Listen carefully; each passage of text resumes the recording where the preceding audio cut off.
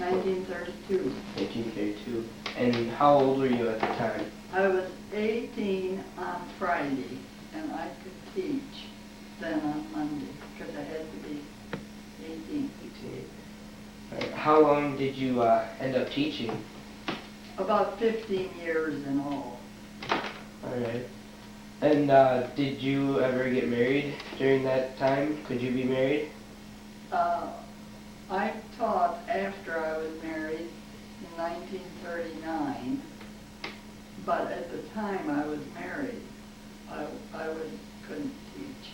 Oh, right. But later on, like in 1950, 2 or 3, I went back, and then I could be married. Oh, okay. All right. What school did you teach at? Where was this at? My first school was the Knudsen School, right over here. Oh, so how far away was that? I think probably about 3 miles. 3 miles. Did you walk there every day? Mostly. I did have a friend that taught in the Gilbertson School, and she had a Model A, and so when I came up to the end of our road, I would get a ride with her. Not all the time, but a lot of the time, and I was thankful. Yeah. How long were the usual school days? From 9 to 4. 9 to 4.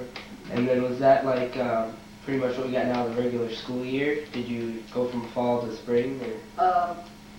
When I first started teaching, it was only 8 months. Oh, okay. All the rural schools were 8 months at that time. But then later on, why, we had to go to 9. Oh, yeah. Oh, what grades did you have? Like all grades.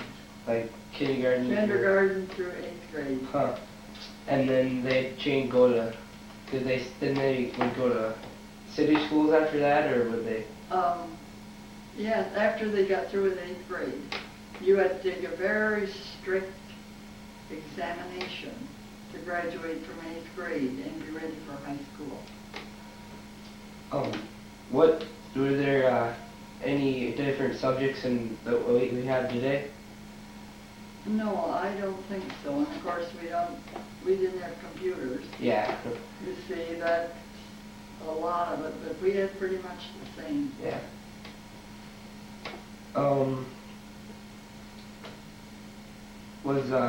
How big was the usual school? How many students did you usually hold? I started out with 15, but I had as low as 8 or 9. 8 or 9.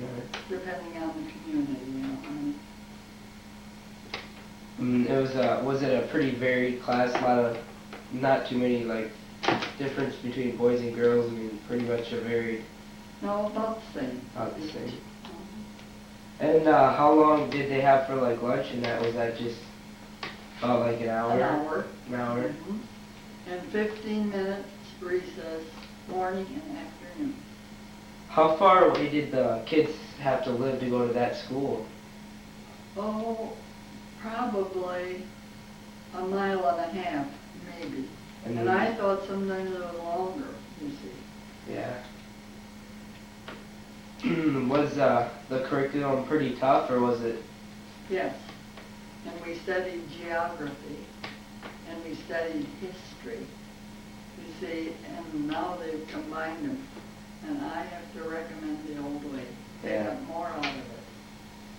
How did you teach all those grades at once? How did you vary it? Well, you see, we had 4 periods in the day.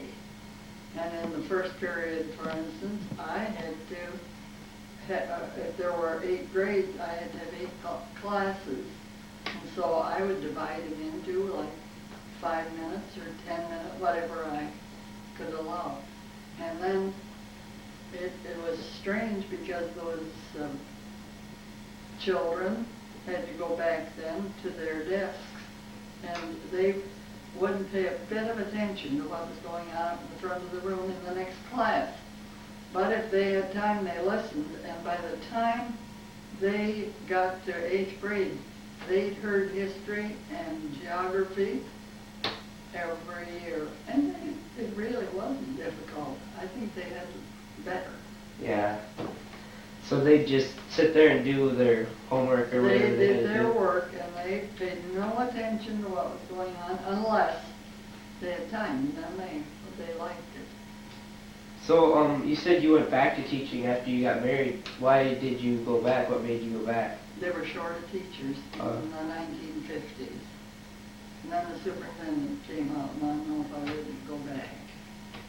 And So- then I had to, I had my certificate, but I had to take classes, and I took night classes at Luther and summer classes there and correspondence classes from Iowa City. So did you have to take all that to start teaching, or what did you have to do to get into teaching? The teacher that was in charge of the normal training, that's what they called it at that time, had to sign that we were ready. She had given us tests, you see. But I don't remember that I took any state as such, state tests, you know. And what school did you go to when you were at, what, did you go to a country school around Yeah, there? down on the highway, and it's fall. You notice that? Yeah, I seen that one. Yeah, that's the one I started at, and that's the one I ended up with, because I was teaching there when I got married. So did you teach in any other schools besides? Oh, yes, I taught in this one, in ours, that's number 5, and I taught in Lincoln Township, and that's west of Bridgeway. And I taught down on the river, pretty close to Spillville. And that's the way they said, that's down on the river. And I don't think what township that was, but it would be in the Spillville district. Did you switch very much, or were you pretty much to one The every? first year I taught, I was ready to take another year, and somebody else came along, and the man felt sorry for her, and so he said that she could have the school. Then I went over by Clayton Inghams. That's called the Horgan School, and I was there for 4 years. Then I came to your home school, and I was there for 2 years, and then the director from that one on the hill there wanted to know if I wouldn't come and teach in that school. So I was there 2 years. Were teachers very abundant, or was it hard to get in? Yes, there were a lot of teachers at that time, and you really had to work, Yeah. because there was always somebody looking over your shoulder to see if you were going to quit. So did you have to move a lot when you got these different places, or did you just stay in one spot? You mean in the school? Or your home? Like, do you... Mostly I walked to the school. And if you want to know how far I went, you start out there at Grandpa Baker's, you know where that Yeah, is. yeah. And you follow that, and you go down through Ingebrigtsen's and on over to the Pilgrim place. I think Johnson is there now. Yeah. Then you go north, you go up the hill past Francis Larson's Yeah. place, and the next place was Hippie, and that was down kind of in a valley, and then up another hill, and that was where I was, So you'd walk that every day? and home at night. What time did you have to be there in the morning? Oh, I like to be there about 7:30. So you had to get up pretty early and get on your way. I did. When you said you taught down by the river, did you still live in the same spot, or But we lived here. you lived So here? I had to drive down there. Drive down there. That was later on. You taught That down was there? in the 50s, and I was there probably, I think, 4 or 5 years. Oh, okay. So you said that the schools were numbered or something? Yes, and the Horgan School was 1, and the Bakken School was number 2, and the Gilbertson School, do you know where that is? Blackaberg lives next. Oh, yeah, yep. And I think he's got the schoolhouse on his farm. That was 3. Then this one over here by Knutson's, that was 4. And number 5 was right over here. There, and you taught there, so that wasn't so bad. No, that I walked there. And then down, do you know where Irene Drew lives on the corner? The Drews? Yeah, yeah. And there was a schoolhouse down there. Oh, okay. And that was number 6. And then the one I went to there on the highway, that's number 7. And if you go down that road right next to that school, you notice there's a road going south. Down there is number 8. So they were all in the Winnishik Township? Is that Madison Township? Madison Township. Madison Township. And the one, there's another one out on that road, was that in the Madison Township? No, that was Decorah. So Decorah had schoolhouses too? And I don't know, yes, I think maybe quite a few, but I didn't, it was a different time then, you really didn't pay much attention to the next township. See, we didn't go like you go now. We didn't know much what was going on in the next district. So them being so close to town, they didn't go to Decorah, they didn't go to city school, they just, even with that being so close to town, they still went to the city Now, school? there was one school out close to Decorah there. I can't just describe, you know, there's factories outside of where you go by a Walmart, or this road past Walmart. Yeah. There was a schoolhouse right there. Okay. And that's how close it was to Yeah. the town. And So- they came from all over, you know, all over the area there. There was no schools in town for younger children, they had to wait till high school? No, they had their schools. Fred Oh. went to all grades, Huh. because he lived on Quandals. And so they walked down Doug Road and to the school, and they ran home at noon and ate dinner. Hmm. Now you just try to think how it would be to go down all that Doug Road and down Main Street and down to the East Side School. Yeah.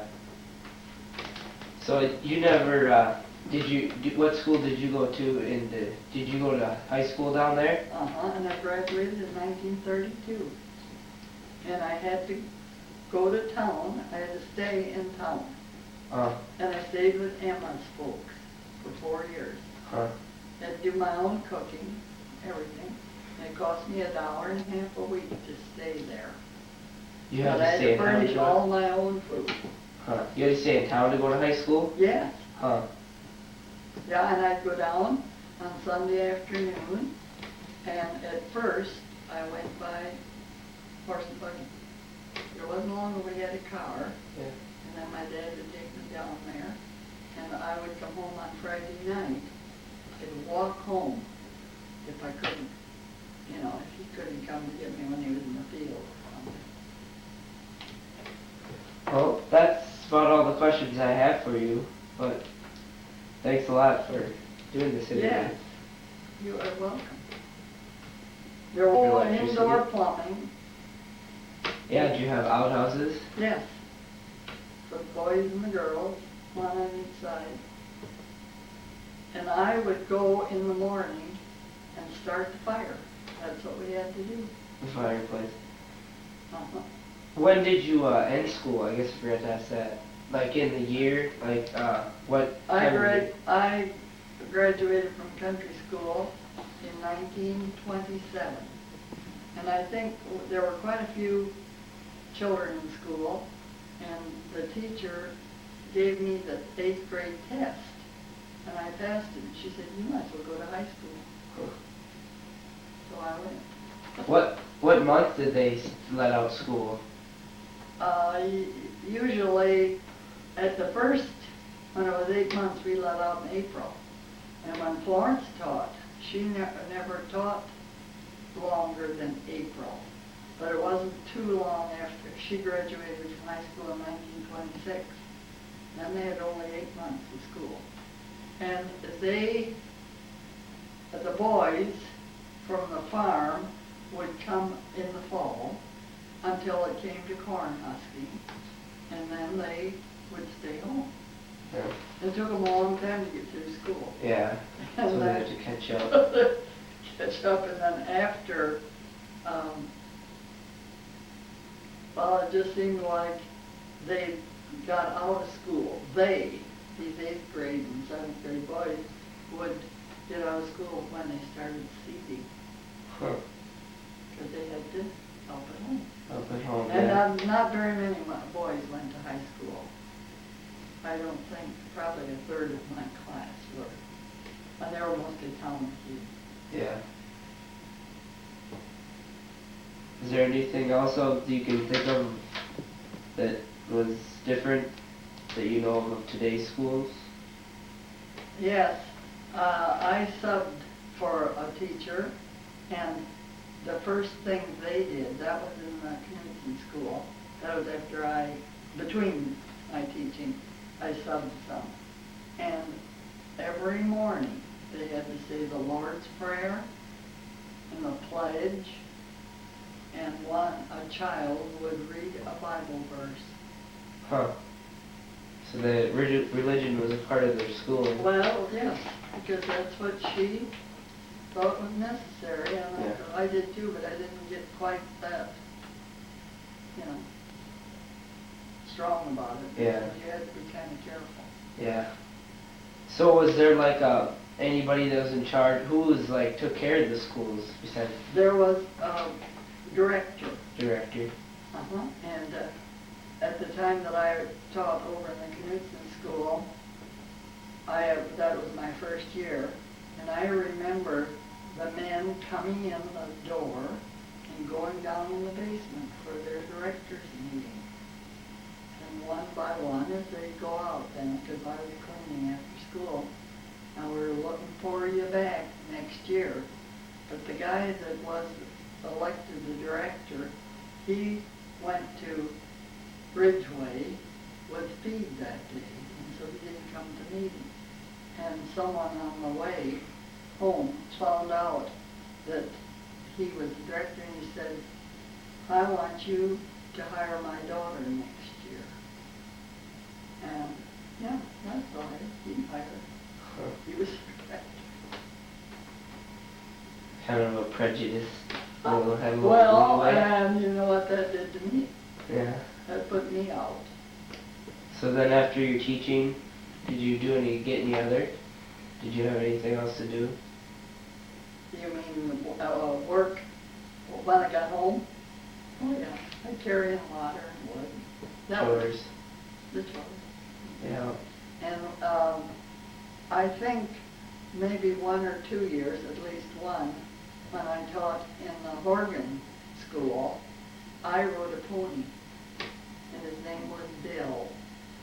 And my dad would put the saddle on him and tie a little sack of oats for his dinner, and tie that on, and I had my dinner pail and my book bag, and that's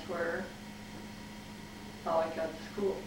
Yeah. And I put him up in Clayton Am's barn. Is that how quite a few of the students would get to school? No, I don't think so. They'd walk, most of them? Because they probably wouldn't have over a mile. Yeah. And then Thelma Lupke taught the school after I had it, and she rode a pony, and her dad put up a little building for her to keep her pony in. Huh. And they'd go by Stingramson's and on over to Thelma's.